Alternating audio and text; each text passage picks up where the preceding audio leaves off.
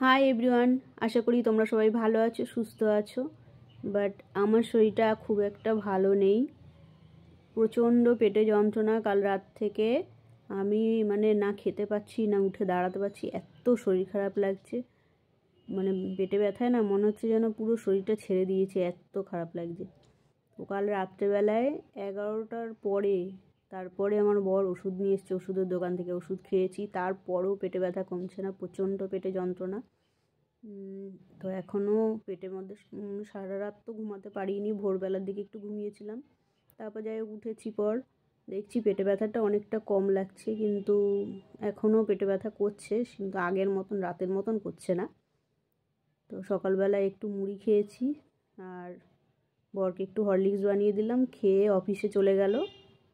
বললো দুপুরে খেতে আসবে, দেরি করে দেখি যদি শরীরটা ভালো লাগে তাহলে হালকা কিছু একটা রান্না করব।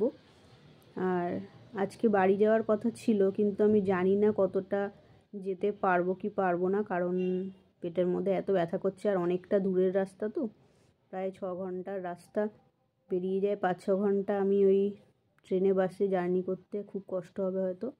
যদি শরীরটা বিকালের দিকে একটু ভালো লাগে তাহলে হয়তো যেতে পারি।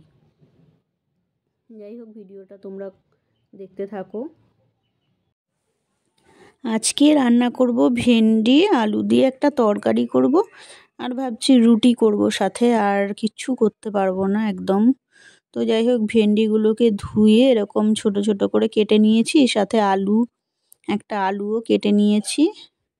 আর মশলার মধ্যে রসুন, লঙ্কা, আদা, টমেটো কেটেছি, আর একটা পেঁয়াজ কুচিয়ে নিয়েছি। আর এদিকে গোটা জিরে আর গোটা ধনে এই মশলার সঙ্গে একবারে পেস্ট করে নেব। তো চলো মশলাটা পেস্ট করি আগে। গোটা জিরে, গোটা ধনে আর লঙ্কা, রসুন, টমেটো, আদা, তো এগুলো সব একবারে পেস্ট করি।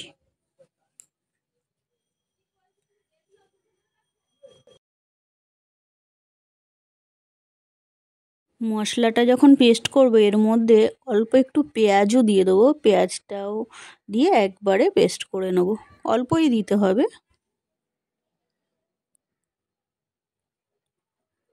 তো দেখতেই পাচ্ছ মশলাটা একদম ভালো করে পেস্ট করা হয়ে গেছে। এবার মশলাটা একটু ঢেকে রাখি। তেল গরম হয়ে গেছে, এবার আলু আর পেঁয়াজ আর ভেন্ডি ভেজে নেব।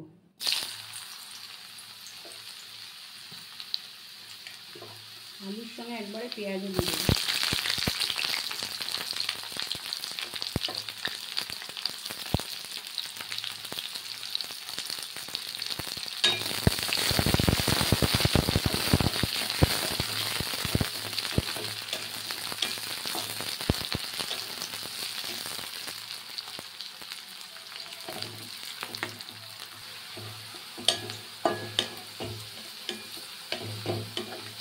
মোটামুটি ভাজা হয়ে এসছে, এবারে আমি ভেন্ডি যেগুলো কেটে রেখেছি এটা দিয়ে দেবো।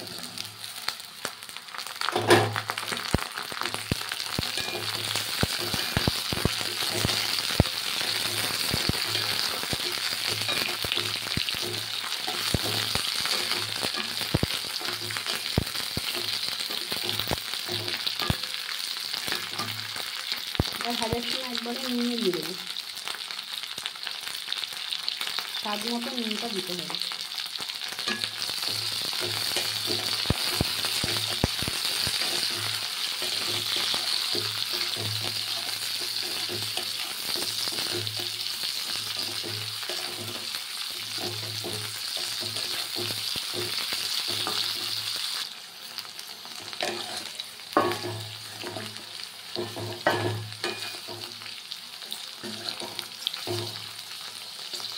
ভেন্ডিটা খুবই হালকা ভেজেছি, এবারে আমি বেটে রাখা মশলা দিয়ে দেবো।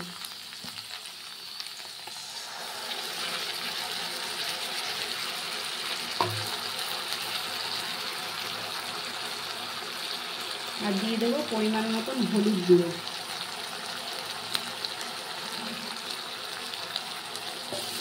এবারে হালকা আছে এটা কষাতে হবে।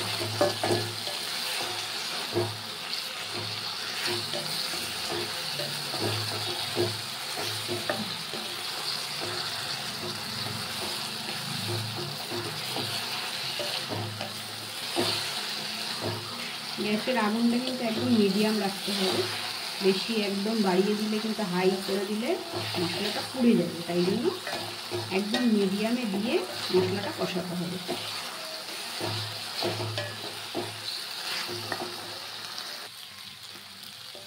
তো দেখতে পাচ্ছ মশলা নিচে কড়াইয়ের নিচে লেগে যাচ্ছে আর তেল ছাড়ছে, তার মানে মশলা কষানো হয়ে গেছে।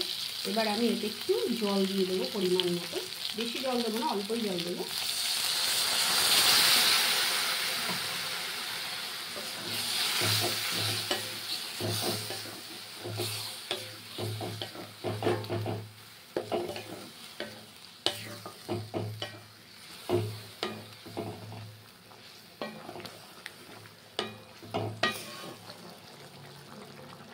এবার 10 মিনিটের জন্য এটাকে একটু ঢেকে দেবো। 10 মিনিট বাদে ঢাকা খুলে দেখবো যে আলু ভেন্ডি সব কিছু গলেছে কিনা। ঠিক আছে, 10 মিনিট হয়ে গেছে আর ঢাকনাটা আমি খুলে নিয়েছি। তো এবারে একটু চেক করে নিই, জলটাও মোটামুটি একটু ফুটিয়ে এসছে।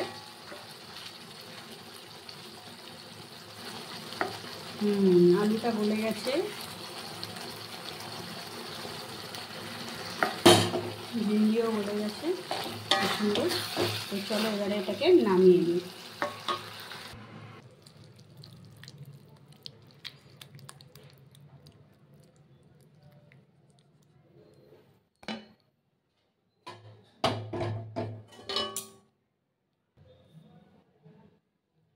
তো তোমাদের ভেন্ডির তরকারি রান্নাটা কেমন লাগলো অবশ্যই কিন্তু কমেন্ট করে জানিও।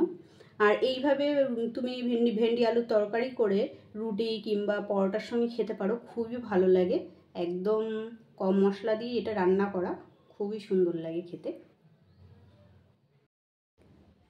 তো তোমরা তো দেখলে কি রান্না করলাম, আর সাথে রুটি করেছি, সেটা দেখাইনি। তো আর কিছু করতে পারলাম না, শরীরটা খুব একটা ভালো যাচ্ছে না। যাই হোক, আর এই পেটে ব্যথাটা আমার মাঝে মাঝেই এরকম হচ্ছে, শরীরটা খুব একটা ভালো যাচ্ছে না। প্রায়ই পেটে ব্যথাটা এরকম হয়, যখন হয় অনেকক্ষণ থাকে, প্রচণ্ড পেটে যন্ত্রণা করে। তো ভিডিওটা আর বড় করছি না, ঠিক আছে, আজকের ভিডিওটা এখানেই শেষ করলাম। তোমরা সবাই ভালো থেকো, সুস্থ থেকো। আগামী দিন আবার নতুন কিছু নিয়ে আসবো। আজকের মতন টাটা সবাইকে।